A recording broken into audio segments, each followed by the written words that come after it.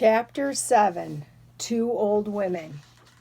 Chidatsa and Sa settled down for a night. As usual, after doing their daily chores and eating their supper, the two women sat and talked over the fire. They spoke more of the people these days. Loneliness and time had healed their most bitter memories, and hate and fear born of last year's unexpected betrayal seemed to have been numbered by the many nights they spent sitting and listening to their own thoughts. It seemed like distant dream. Now, with their bellies full, the women found themselves in comfort of their shelter, speaking of how much they missed the people. When they ran out of conversation, the women sat silently, wrapped in her own thoughts. Suddenly, out of the stillness, the women heard their names called. From across the campfire their eyes met, and they knew that what they heard was not imagination.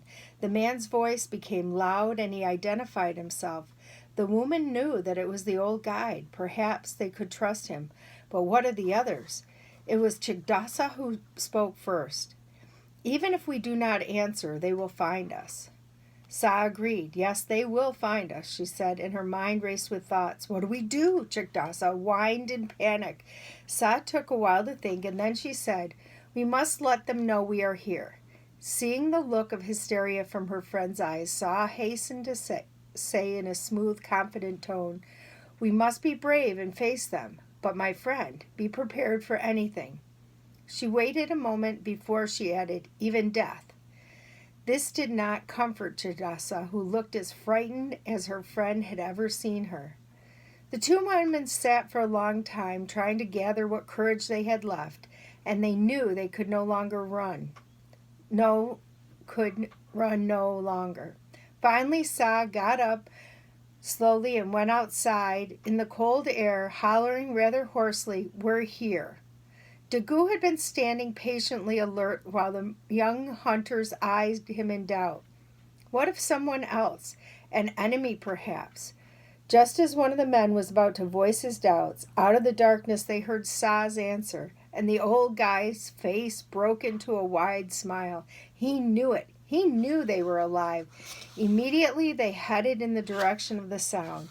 The cold air made the women's voice seem close, but it took the men some time to reach the camp.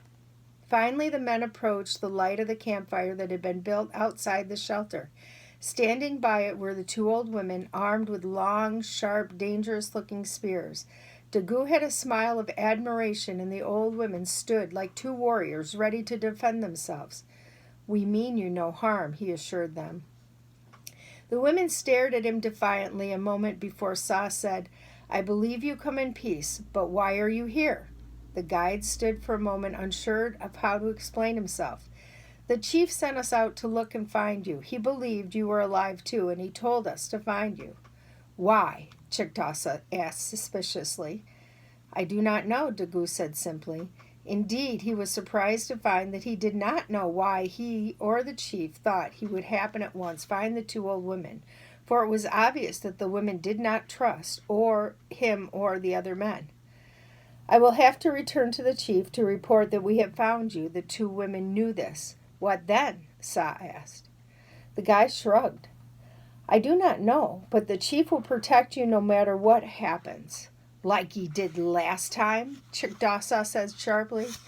Dagu knew that if he wanted to, he and the three hunters could easily overtake these two women and their weapons. Yet he felt admiration grow stronger because the two old women were ready to fight, whatever they had to face. These were not the same women he had known before. You have my word, he said quietly, and the women could feel magnitude of what he said as they stood for a long time. Sa noticed how worn and weary the men looked. Even the guide, who stood proudly, had a distant look upon him. You look tired, she said in a guarded tone. Come inside, she said, and she led them into their spacious, warm shelter.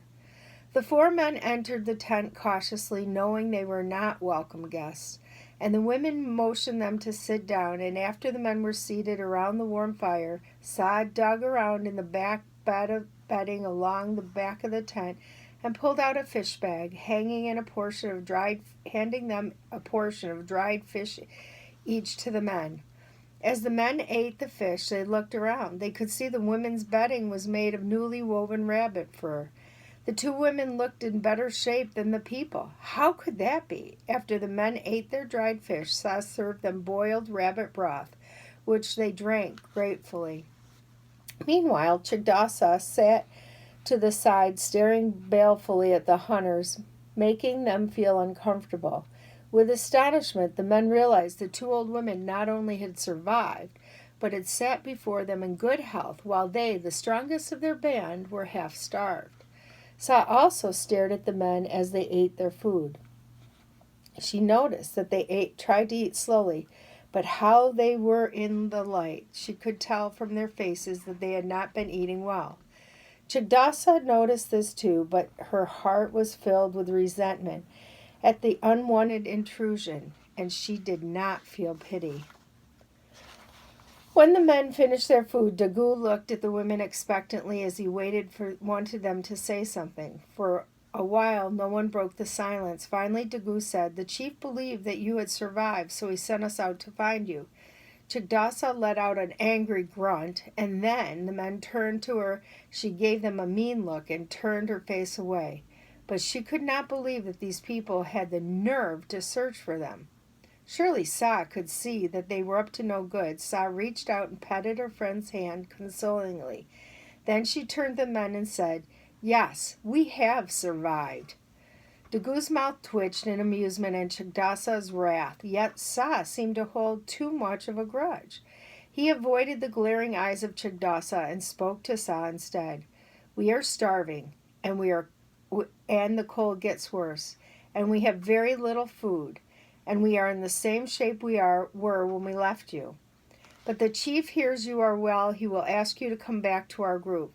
The chief and the most of the people feel as I do. We were sorry that what we had done to you."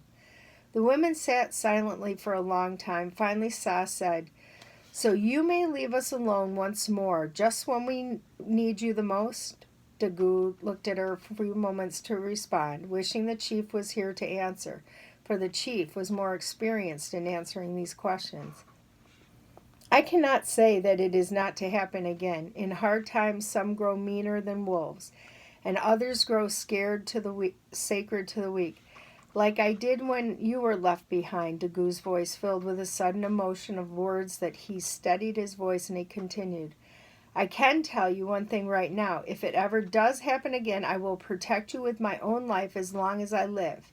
As he spoke, Dagu realized that these two women, whom he once thought of helpless and weak, had rediscovered the inner strength that had deserted him in the winter before.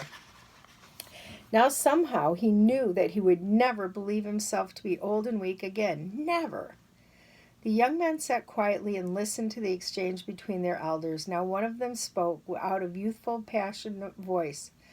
"I will protect you too if anyone ever tries to do you harm again." Everyone looked at him in surprise, and then his peers also vowed to protect the two women, for they had been the witnesses to the miraculous survival, and they had regained a strong sense of respect for the old ones. The women could feel in their hearts soften in the words.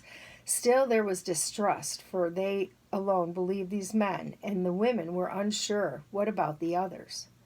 The two women huddled together for a private conversation. "Can we trust them?" Chagdasa asked Sa for a moment, and then she nodded her head softly, "Yes."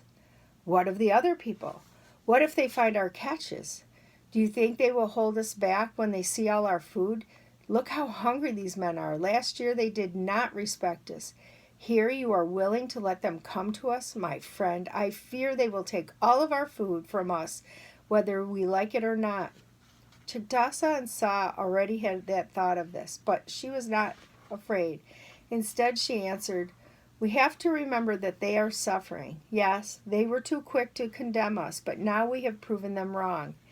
If they do the same thing, we both know we can survive. We have proven that much to ourselves.